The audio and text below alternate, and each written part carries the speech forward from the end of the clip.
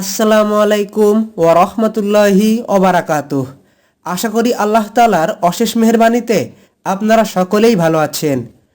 ফজরের নামাজ পড়ার উপকারিতা যে কতগুলো এটা জানার পর আশা করি আপনার নামাজের প্রতি উদ্যম আরও বেড়ে যাবে। পবিত্র কোরআনে আল্লাহ তাআলা বলেছেন, আমি আল্লাহ, আমি ব্যতীত কোনো ইলাহ নেই, অতএব আমার ইবাদত করো এবং আমার শরণার্থে নামাজ কায়েম করো। সূরা তাহা আয়াত নম্বর 14। ফজরের নামাজ মূলত 2 রাকাত সুন্নত ও 2 রাকাত ফরজ নামাজ নিয়ে গঠিত। ফরজ নামাজ 2 রাকাত ইমামের নেতৃত্বে জামাতের সাথে আদায় করা হয়। শুভে সাদিক থেকে সূর্যোদয়ের আগ পর্যন্ত ফজরের নামাজের সময়। ফজরের 2 রাকাত সুন্নত নামাজের পর ফরজ নামাজ পড়তে হয়। উল্লেখ্য যে ফজরের সময় শুরু হওয়া থেকে ইসলামের অন্য একটি স্তম্ভ রোজার সময়ও শুরু হয়। ফজরের নামাজ পড়ার 7টি উপকারী দিক এই ভিডিওতে তুলে ধরা হবে। চলুন সেগুলো এক এক করে জেনে নিই। 1. ফজরের নামাজে দাঁড়ানো সারা রাত দাঁড়িয়ে নামাজ পড়ার সমান। যে ব্যক্তি জামাতের সাথে ঈশার নামাজ আদায় করল সে যেন অর্ধেক রাত জেগে নামাজ পড়ল, আর যে ব্যক্তি ফজরের নামাজ জামাতের সাথে পড়ল সে যেন পুরো রাত জেগে নামাজ পড়ল। 2. যেদিন ফজরের নামাজ আদায় করা হয় সেই সম্পূর্ণ দিনটি আল্লাহর জিম্মায় থাকার দুর্লভ সৌভাগ্য লাভ করা যায়। ফজরের নামাজ পড়লেই শুধু এই ঈর্ষণীয় সৌভাগ্য লাভ করা যাবে।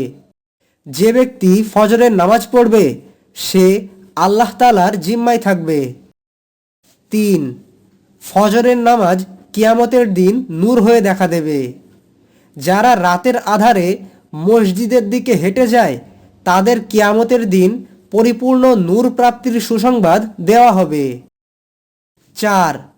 ফজরের নামাজ পড়লে সরাসরি জান্নাত প্রাপ্তি হবে বলেই জানা যায়।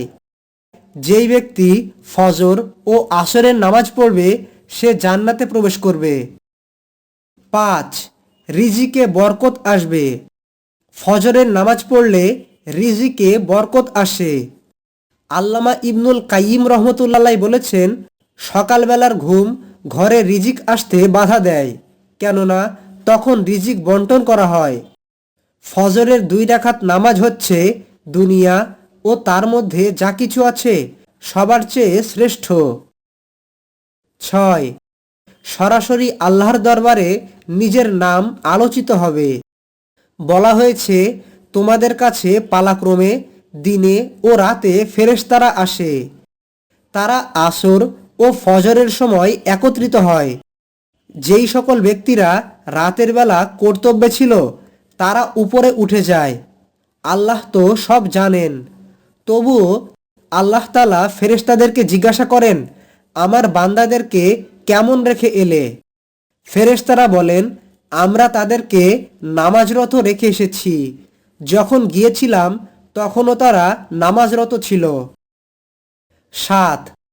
ফজরের নামাজ দিয়ে দিনটা শুরু করলে পুরো দিনের কার্যক্রমে একটি বরকতময় সূচনা হবে।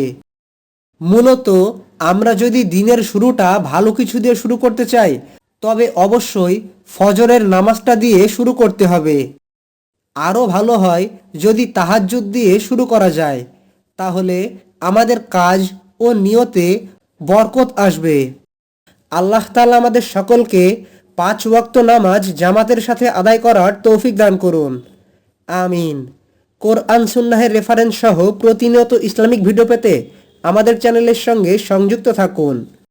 ইসলামের এই বার্তাগুলো অন্যদের কাছে পৌঁছিয়ে দিন। আসসালামু আলাইকুম ওয়া রাহমাতুল্লাহি ওয়া বারাকাতুহু।